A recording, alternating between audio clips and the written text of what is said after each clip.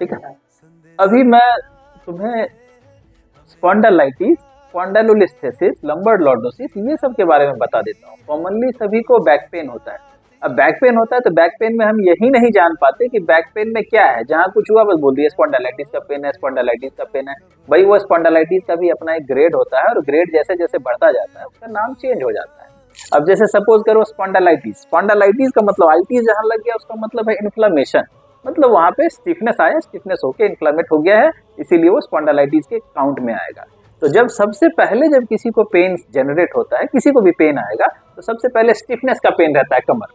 अब स्टिफनेस का पेन आया, अब जैसे ही यहाँ पे कमर में स्टिफनेस का पेन आया इसका मतलब उसका मसल स्टिफ है। तो वो मसल जब स्टिफ रहेगा तो वो क्या करेगा, मसल का जो लेंथ था, स्टिफनेस का मीन्स थोड़ा सा श्रिंक हो गया। अब मसल का लेंथ जैसे ही डाउनवर्ड जाएगा, वो डाउनवर्ड जाने पे क्या करेगा, ये वर्टिब्रे को नीचे की तरफ खींचेगा। तो वह भी के सब तो एक दूसरे से लगा हुआ है। लॉन्गिट्यूडिनल मसल जो हमारा है वर्टिब्रे के पास, वो पूरा का पूरा यहाँ से लेके नीचे तक है। अब जैसे स्टिफनेस बढ़ा, वो क्या किया, वर्टिब्रा को नीचे खींचा। अब जैसे ही खींचा तो आपस में जिस पे भी ज्यादा प्रेशर पड़ा होगा या फिर जो भी पार्ट कमजोर होगा वो वर्टिब्रा ज्यादा सिकुड़ जाएगा। अब वो वर्टिब्रा जैसे ही नीचे खींचा, ये खींचने पे यहाँ पे जो प्रेशर जनरेट होगा ये डिस्क के पास, और ये मसल जो स्टिफनेस है इसको हम स्पॉन्डिलाइटिस फर्स्ट केस में लेंगे, स्पॉन्डिलाइटिस। उसके बाद जब यही स्पॉन्डिलाइटिस का केस थोड़ा और बढ़ेगा तो बढ़ने के पे वो क्या करेगा, अब जैसे ये वर्टिब्रा दबना शुरू हुआ तो इसको हम बोलेंगे स्पॉन्डिलोलोसिस। अब ये लोसिस का मतलब हो गया लोड पर। अब वो लोड पड़ना शुरू हो गया, अब लोड पड़ना शुरू हो गया तो ये लोड कहाँ देगा, तो डिस्क पे देगा।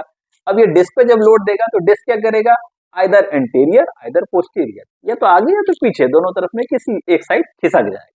तो ये जब डिस्क खिसकेगा, डिस्क के साथ साथ अगर हड्डियों का भी खिसकना हो गया, तो अगर ये आगे की तरफ खिसका या पीछे की तरफ खिसका तो इसको हम बोलते हैं स्पॉन्डाइलोलिस्थेसिस।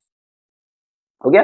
अब उसी में लास्ट में आता है L5S1 के पास, इसको बोलते हैं लंबर लॉर्डोसिस। तो लंबर लॉर्डोसिस जनरली उनका होता है जो ज्यादा लॉन्ग सिटिंग करते हैं, ज्यादा टाइम ऑफिस में काम किए, ज्यादा टाइम कुर्सी पे बैठे रहे और या फिर कभी अगर कहीं जा रहे हैं किसी कारण से वो गिर गए, तो जब गिरते हैं तो अपने ग्लूटियस रीजन इसी बल पे गिरते हैं। तो जब इस बल पे गिरते हैं तो प्रेशर कहाँ देता है, सेक्रम पुश कर देता है वर्टिब्रा के पास, और L5S1 ये दोनों प्रेशराइज्ड हो जाता है। इसको हम बोलते हैं लंबर लॉर्डोसिस का पेन। ये भी आता है मसल वीकनेस के कारण।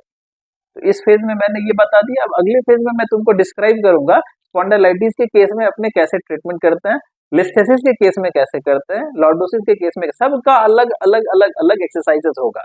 लेकिन अपने को क्या करते हैं, अब कोई नहीं जानते हैं बच्चे तो वो क्या करते हैं, सारे केस में एक ही जैसा एक्सरसाइज करते हैं। किसी में रिकवरी मिल जाता है, किसी में नहीं मिलता। कारण यही है, सबका अलग अलग केस है, सबके केस में अलग अलग थोड़ा थोड़ा चेंजेस लाना पड़ता है।